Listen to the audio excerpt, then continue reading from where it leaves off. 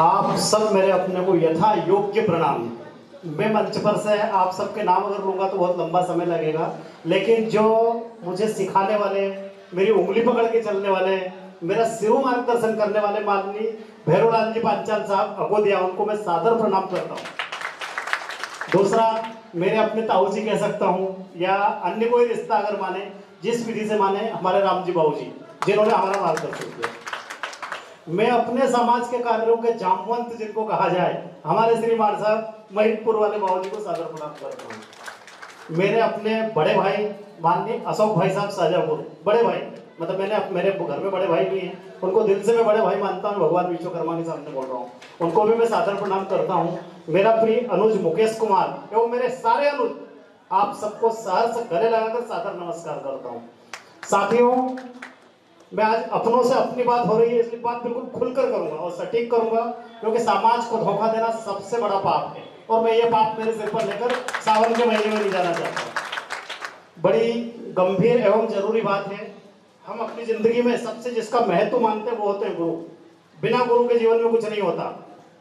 भगवान बबरी को भी खाटू श्याम बनने के लिए गुरु करना पड़ा। इसलिए मैं एक बार आप सबसे सर्वप्रथम भगवान विश्वकर्मा की जय जयकार के पहले भगवान विश्वकर्मा को गुरु मानते हुए आप सबके मुंह से जय गुरुदेव सुनना पसंद करूंगा। मेरे साथ बोलिए, जय गुरुदेव, जय गुरुदेव, जय गुरुदेव।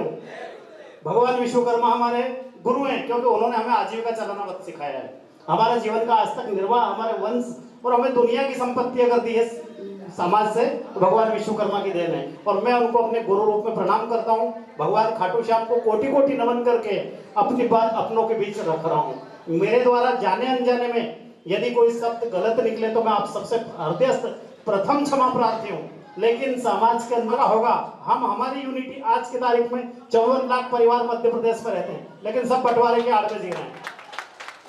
मैं ज्यादा ज्ञानी नहीं हूँ, ना ही मैंने बड़े शास्त्रों का अध्ययन किया है, ना ही भगवान विश्वकर्मा का वृतांत सिखा सकता हूँ, ना बोल सकता हूँ, ना बता सकता हूँ। मैं ट्रीट फॉर ट्रीट, जिस स्थिति में हम लोग आज जी रहे हैं उस स्थिति का निराकरण कैसे हो, उसमें हम अपना सबल, अपनी मजबूती कैसे दावेदारी के साथ पेश करें, मैं उस चीज पर काम करता हूँ। क्या आप मेरी बात से सहमत हैं?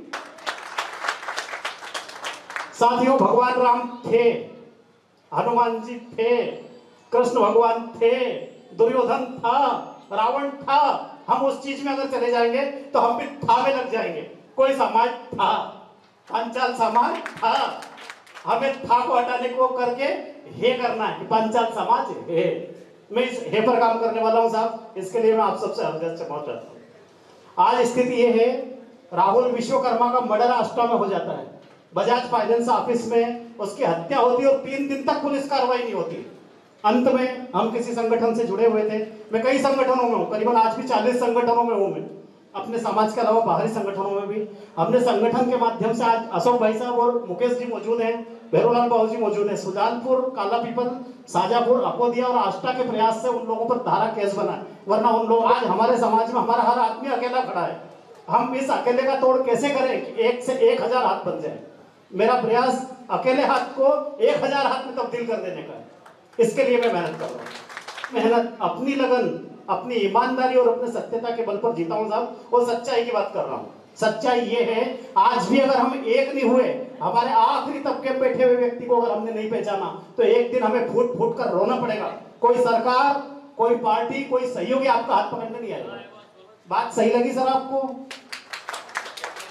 आज मुझे सबसे बड़ी खुशी की बात है कि ऐसे बुजुर्ग जो चल नहीं सकते थे, आज उन्होंने मेरे साथ, ईश्वर का आशीर्वाद है, भगवान विश्वकर्मा की कृपा है, आप सब अपनों का आशीर्वाद या बुजुर्गों की कृपा, सिर्फ अपनी मेहनत, अपनी लगन, अपनी ईमानदारी और अपने सत्यता के बल पर जीता हूं साहब, और सच्चाई की बात कर रहा हूं। सच्चाई ये है, आज भी अगर हम एक नहीं हुए, हमारे आखिरी तबके में बैठे हुए व्यक्ति को अगर हमने नहीं पहचाना, तो एक दिन हमें फूट फूट कर रोना पड़ेगा। कोई सरकार, कोई पार्टी, कोई सहयोगी आपका हाथ पकड़ने नहीं आएगा। बात सही लगी सर आपको?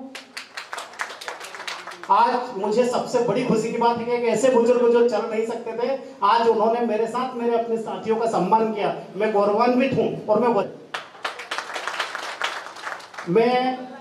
17 सितंबर से अपने संगठन का शुभारंभ होने जा रहा है।